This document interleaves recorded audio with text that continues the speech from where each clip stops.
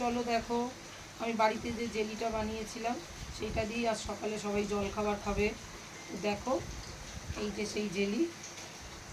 তো বন্ধুরা, আশা করি তোমরা সকলেই ভালো আছো, আমিও ভালো আছি। তোমাদের দিনটা আজ খুব ভালোভাবে কাটুক। দেখতেই পাচ্ছ আমি বাড়িতে খুব সহজ পদ্ধতিতে এই জেলিটা বানিয়ে নিয়েছি।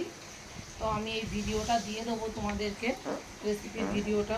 তোমরাও অবশ্য বাড়িতে এইভাবে কাঁচা আম ফুরিয়ে যাওয়ার আগেই বানিয়ে ফ্রিজে স্টোর করে রাখতে পারো। দারুণ টেস্টি হয়েছে জেলিটা।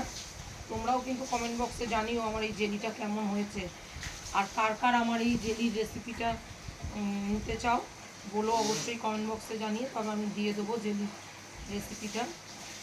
দেখতেই পাচ্ছ পুরো কাঁচা আমের দোকানের মতনই রঙটা এসছে।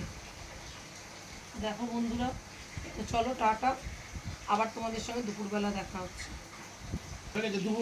দেখো বন্ধুরা, তোমার দাদাকে খেতে দিয়ে দিয়েছি জেলি দিয়ে পাউরুটি, কলা, ডিম আর শনপাপড়ি। তুমি একটুখানি খেয়ে বলো ঘরে বানানো জেলিটা কেমন হয়েছে।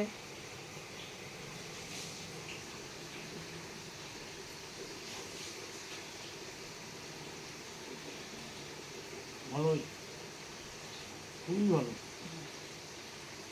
ঠিক আছে, টাটা, রাখছি।